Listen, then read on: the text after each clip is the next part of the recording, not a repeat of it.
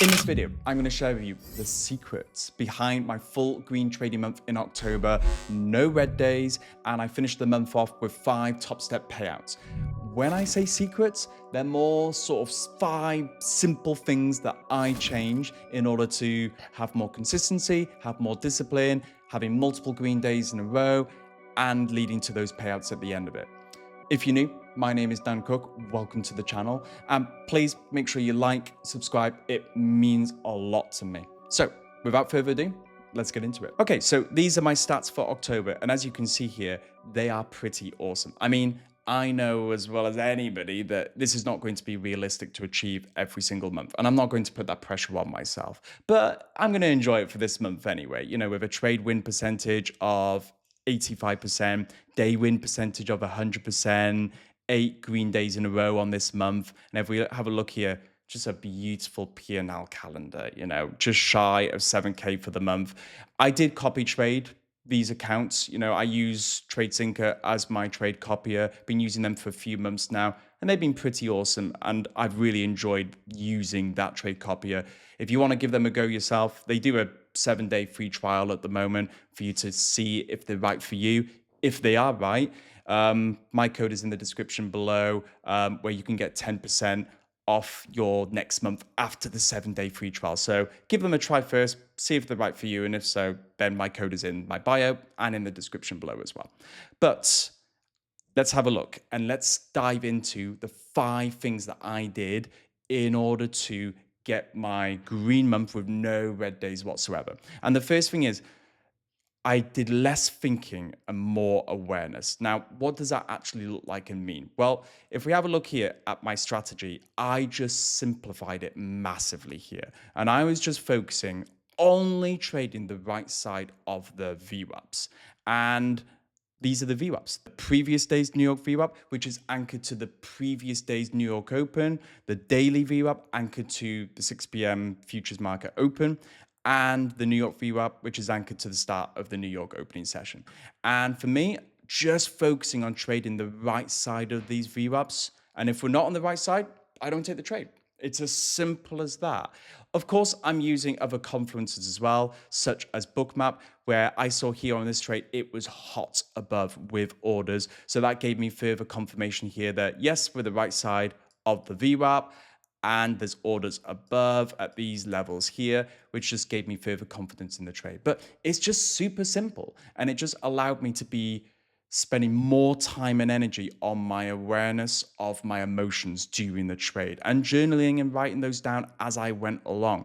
You know, why am I feeling this emotion at this time? What am I thinking at this moment? Why am I thinking that? And what I could do to solve any sort of emotion irregularities. So just simplifying the strategy for October made a massive, massive difference. Now, the second thing that I did was lowering my risk because in September, August, and the previous months, I was being more rational.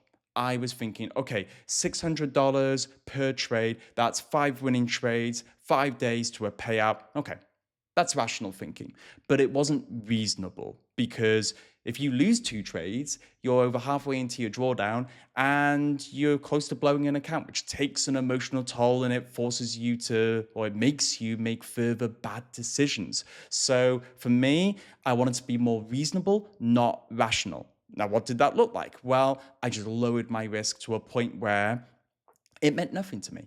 I put such low risk on that I didn't have my heart beating out of my chest, and it just allowed me to think with clarity, and it allowed me to make better decisions when I was in the trade as well. And yes, I've got these big P&L days, but they are copy traded across multiple accounts, and the risk per one account was really small. And so it just made a psychological difference when I saw the P&L moving on TradingView during the trade. So just lowering the risk allowed me to be reasonable, not rational.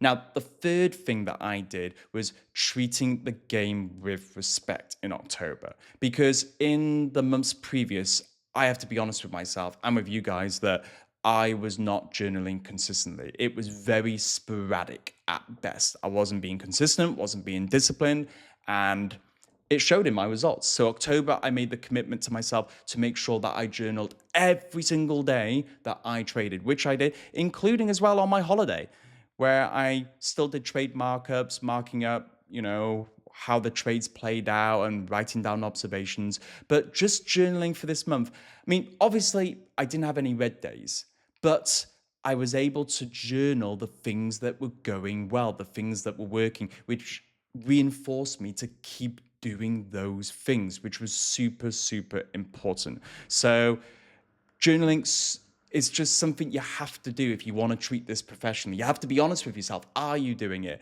I mean, this is TradeZella here. I don't know any journaling platform that is better than TradeZella in my opinion. If you haven't got TradeZella, you should have it. You should be getting it. If you do want a discount, I've got one in my description below and in my bio, 20% off the annual and monthly plans.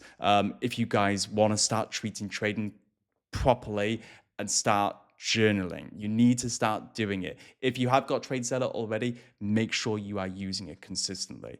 Now, the fourth thing that I was doing this month, and I think this is possibly the most important one, and that was using bookmap, using liquidity to help me decide my exits. Because you can see here on this trade, I'm not just aiming for a random 1R level, because if I did here, it would have actually reversed and gone against me, and it actually would have been a losing day.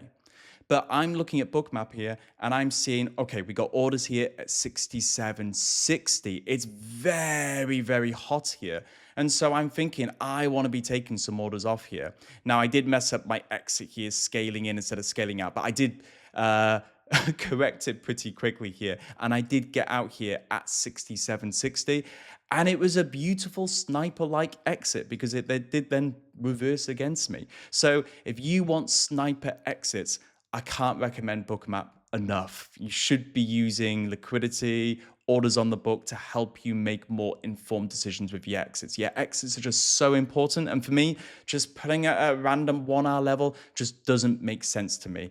I feel like I've got clarity in where I'm exiting it. It's logical and it made sense to me. And it allowed me to take small scalps. These are negative R trades, and I know I'm going to get comments saying, oh, it doesn't work, but it does work because I've taken 5 TopStep payouts in this month through my full green month. So no one can say that it doesn't work having a negative R strategy because it does work. I had the payouts here this month. It's showing through my orders here. You can see them here. So bookmap, using orders, really, really important towards taking better exits. And that was really, really crucial. The fifth and final thing that I did, okay, was protecting myself from myself. You can see here on my 5 TopStep accounts, I've got my risk settings in place. Same here with Top 1 futures. I have a bit more risk on these accounts, but still, I've got my personal daily loss limit in place. It just protects me from myself. They are automated.